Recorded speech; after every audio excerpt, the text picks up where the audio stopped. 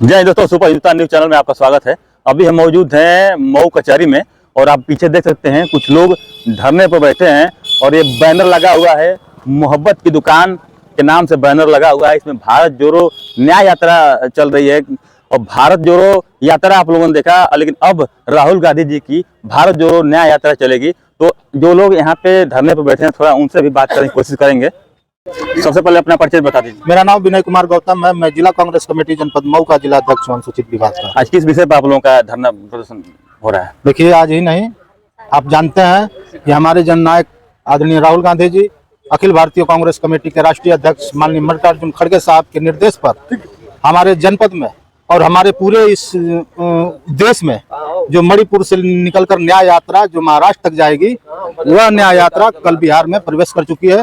और हमारे उत्तर प्रदेश कांग्रेस कमेटी माननीय अजय राय जी के दिशा निर्देश पर जो हमारे उत्तर प्रदेश के प्रत्येक जनपदों में जो मोहब्बत का पैगाम जो खोलने के लिए जो हम लोग ये यात्रा कर रहे हैं, प्रत्येक न्याय पंचायतों में, प्रत्येक ब्लॉकों में, उसके माध्यम से हमारे कांग्रेस जन के लोग राम धुन गाते हुए इस न्याय यात्रा को लेकर के जिला मुख्यालय पर आज ही के दिन हमारे राष्ट्रपिता महात्मा गांधी जी का आज पुण्यतिथि है। इसके उपलक्ष्य में हम लोग राम धुन गाते हुए अपने ब्लॉक का स्तर से लेकर यहाँ जिले के मुख्यालय पे धरना स्थल पर बैठे हुए हैं, राम धुन गा रहे हैं। राम धुन क्या गा रहे हैं?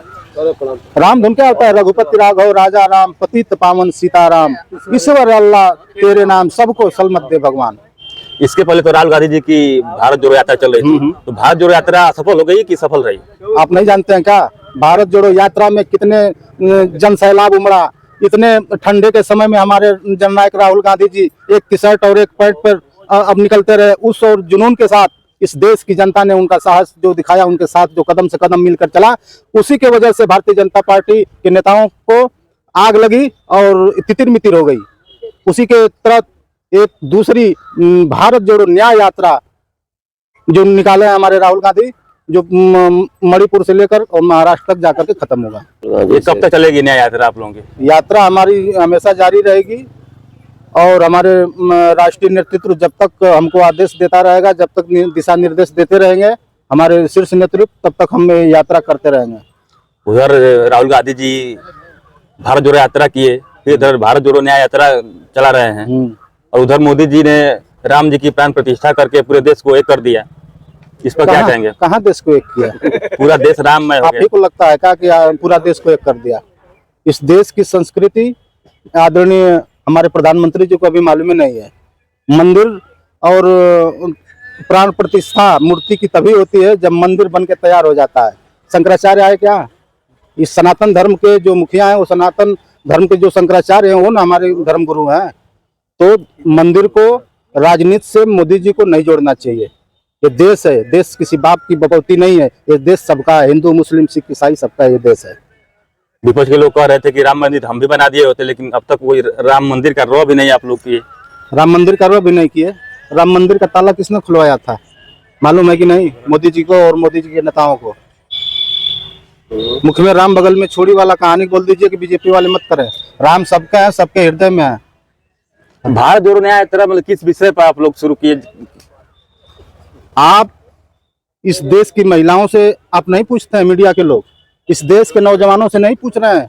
हमारे देश का नौजवान आज बेरोजगारी से आत्महत्या कर रहा है। हमारी देश की महिलाएं जो हैं अपने आत्मसम्मान को न पा करके अपने आबरू को घरों से निकल नहीं रही हैं। अब मोदी जी और अमित शाह बोलते हैं कि सबका साथ सबका विकास है, बेटी पढ़ाओ बेटी बचाओ। हमारी कितने माँ बहनों की सड़कों पे इज्जत नीलाम होती जा रही है, आपको मालूम है कि नहीं? इस देश के लोग अपने आप को असुरक्षित महसूस कर रहे हैं। हमारा देश कितने निचले पायदान पे गया है, ये मोदी जी से आपको पूछना चाहिए। मोदी जी में दम हो तो हमारे राहुल गांधी, हमारे नेता राहुल गांधी के साथ भाजपा के लोग कह रहे हैं कि देश सुरक्षित हो गया। देश सुरक्षित तो है, देश तो सुरक्षित ये कर ही देंगे।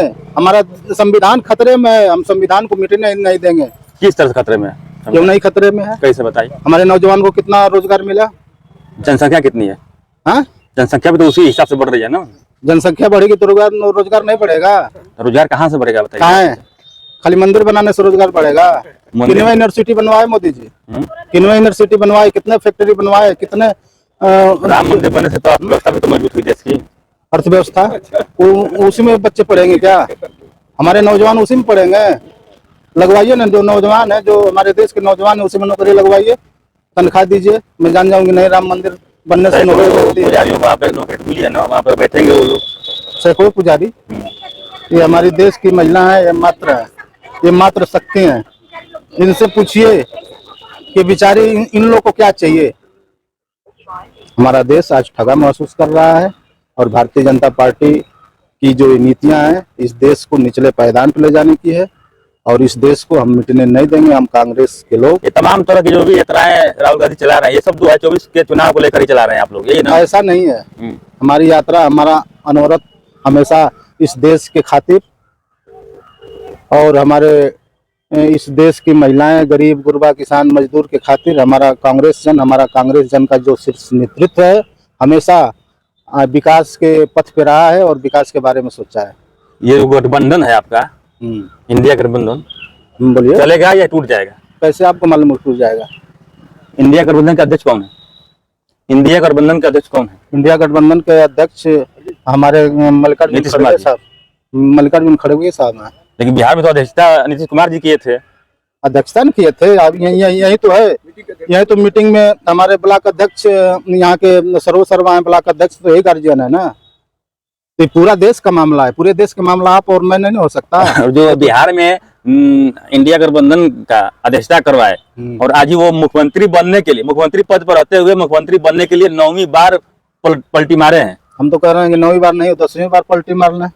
तो पलटू आदमी का काम है क्या है? लेकिन आपके तो गठबंधन में वैसे ही लोग है ना, ऐसे ही लोग। नीतीश कुमार जी जैसे जो मुख्यमंत्री पद पर रहते हुए भी इंडिया गठबंधन बनने के लिए, इंडिया गठबंधन को ऐसे पलटू राम और पलटी मारने वाले आदमी से कोई फर्क नहीं पड़ता है।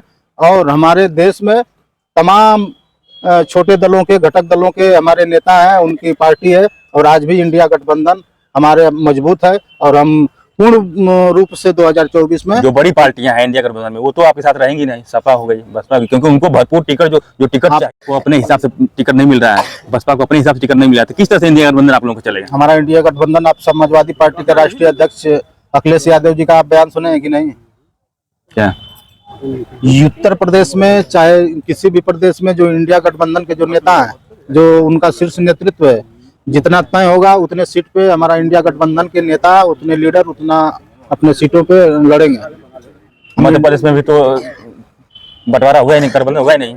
अरे होगा ना, हुआ तो चुनाव जो बीता, अभी चुनाव। अरे इंडिया गठबंधन की बैठक चल रही है, सीटों का बंटवारा अभी छत्तीसगढ़ में नहीं, आप लोगों को बहुत जल्द हो जाएगा, बहुत जल्द हो जाएगा, बहुत जल्द हो जाएगा। अन्य राज्यों में जिनमें बीजेपी की सरकार बनी, वहां पे आप लोग गठबंधन किए ही नहीं, फिर ये वाला गठबंधन जो इंडिया गठबंधन 2024 का लोकसभा चुनाव है, ये कैसे माना जाएगा आप लोग गठबंधन चलेगा? बिल्कुल चलेगा, क्यों नहीं चलेगा। ये 5 उंगली है, एक उंगली हटा देंगे तो कमजोर थोड़ी होगी भैया। ठीक है, बहुत बहुत धन्यवाद।